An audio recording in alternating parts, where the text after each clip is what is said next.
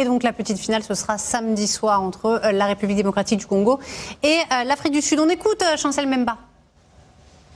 Avec Chancel Mbemba qui s'est battu, une équipe congolaise qui n'a pas démérité dans cette demi-finale. Qu'est-ce qui selon vous a manqué à votre équipe pour gagner ce match? Non, on savait que ça va être très difficile, mais nous on a poussé au début jusqu'à la fin. C'est la réalité du foot, le plus important, on reste tête haute, ça reste encore dernier match, tout est possible. On va rentrer à l'hôtel bien reposé après pour concentrer le prochain match. Chancel, il y a cette image très forte de vos coéquipiers et de vous-même lors des hymnes avec la main sur la bouche et les doigts sur la tempe. Est-ce que vous pouvez nous expliquer pourquoi vous avez décidé de faire ce geste aujourd'hui? Je ne sais pas, mais tout le monde ils savent. À Goma. Non, je veux dire, c'est important de transmettre ce message justement pour les gens qui ne savent pas. Est-ce que vous pouvez expliquer un peu ce qui se passe dans votre pays qui est terrible à l'est du pays et pour le moment et pourquoi c'était important pour vous de le montrer aujourd'hui au monde entier? Ça fait déjà, je ne sais pas, 20 ans. Il y en a des guerres, il y a beaucoup de massacres là-bas. Le plus important, nous on a passé notre message. Nous on a fait notre devoir sur le terrain.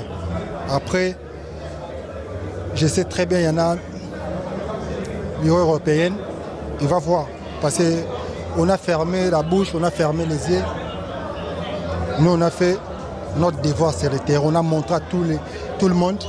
Il y a beaucoup de massacres au Congo.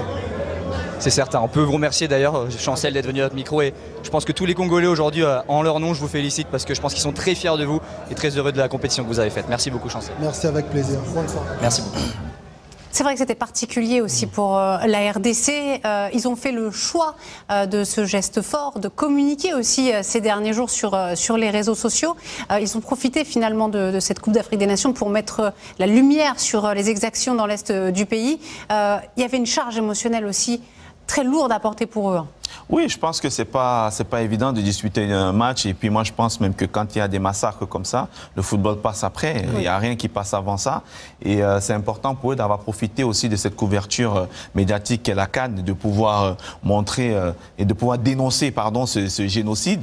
Maintenant, ils ont fait leur boulot, comme Chancel il disait. On a montré qu'on était contre ça.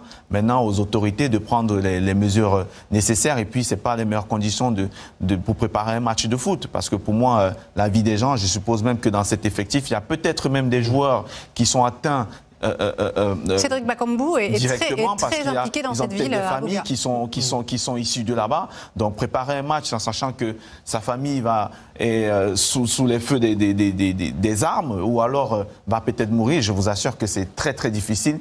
Mais en tout cas, bravo pour leur geste et j'espère que ça sera entendu partout. On retrouve Sébastien de Sabre aux côtés de Guillaume Truyer.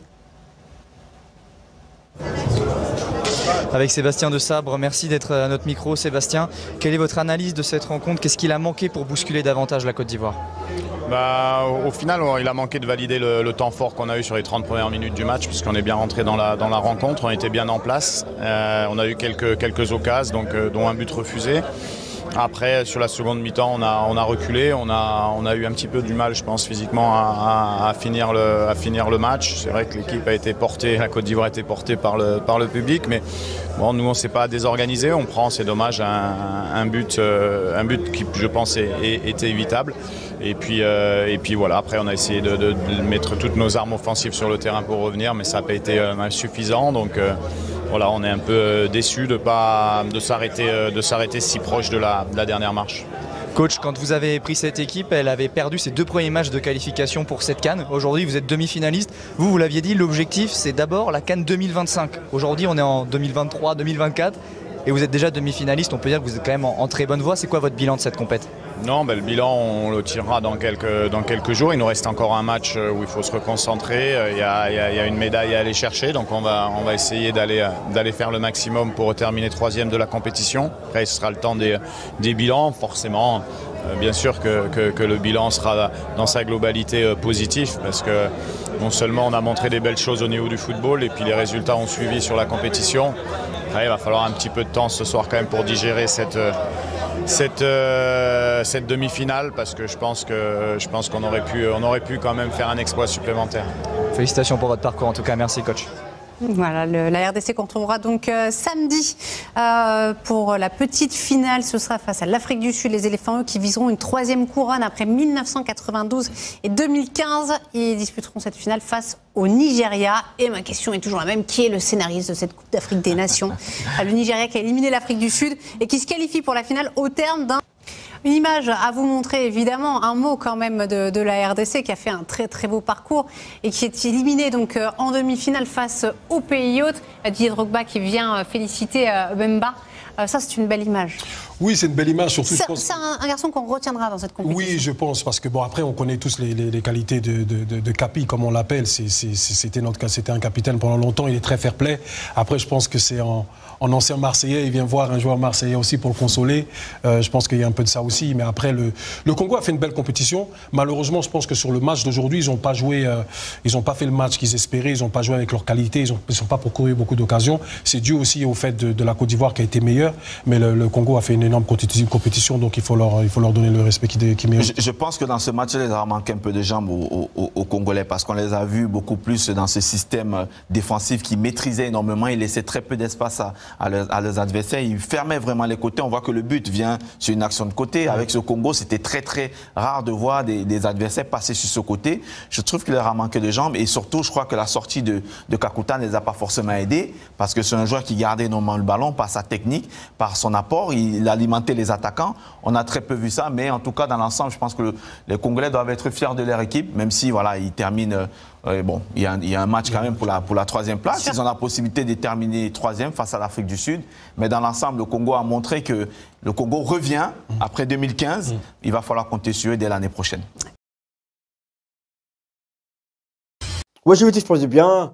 Moi, ça va pas trop. Dans cette vidéo, on va parler de la défaite du Congo. Après, j'ai même pas envie de tomber sur les joueurs. J'ai même pas envie de critiquer les joueurs. J'ai même pas envie parce que franchement, vous nous avez fait rêver. Le parcours que vous avez fait et là où vous êtes arrivé, personne ne vous voyait arriver là. Et franchement, vous avez cru en vous, vous l'avez fait. Vous avez ramené de la ferveur et de la joie dans tout un peuple. Même nous les Brazza, on surveillait même plus le fleuve. On était là en train de surveiller vos matchs. On regardait, tout le monde regardait, il y avait un engouement, on était tous derrière vous, tous en train de pousser pour que vous alliez le plus loin possible. Après, peut-être que c'est les limites de ce système de jeu, parce qu'après, il suffit qu'une équipe fasse des attaques placées et arrive à passer par les côtés, et il suffit qu'une bonne action passe, et c'est fini. Même si je pense que les 20 ou les 30 premières minutes, franchement, la RDC était bien rentrée dans le match. Même avec le but refusé, après, il y en a certains qui vont dire qu'il n'aurait pas dû être refusé. Après, bon, le gardien avait le ballon en main. Mais les 20-30 minutes, la RDC était très bien rentrée dans le match. Et après, est-ce qu'il y a eu un manque de concentration? Est-ce qu'il y a eu de la fatigue? Parce que le Congo a joué des matchs en prolongation, mais aussi parce que le match souvent à défendre et derrière fatigue plus que prendre le ballon et essayer de faire le jeu. Ça fatigue 2 fois plus. Mais en même temps, il y a le sportif, mais aussi l'extra sportif. J'ai vu beaucoup sur les réseaux. Avant le match, ça parlait beaucoup de génocide qui se passe à l'est du pays. Même les joueurs pendant l'hymne ont fait un geste. Et c'est vrai que ça peut impacter les joueurs, ça peut t'impacter. Quand ça touche ton pays, tu te sens concerné.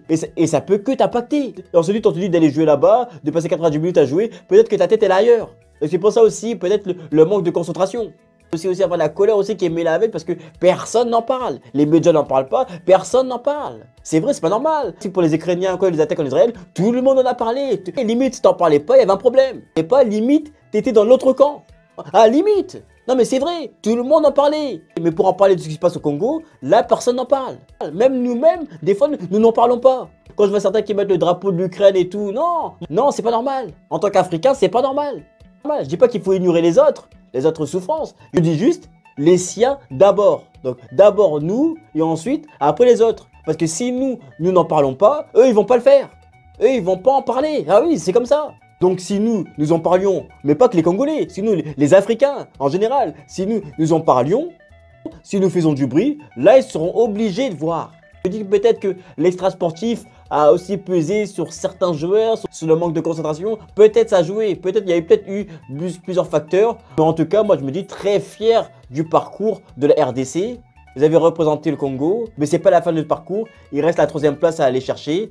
Mais en tout cas, très bon parcours parce que personne attendait le Congo à ce niveau-là. Personne. Et il faut se dire que la RDC a peut-être perdu contre le futur vainqueur. Donc c'est pas rien. Donc dites-moi ce que vous pensez dans les commentaires du match de la RDC.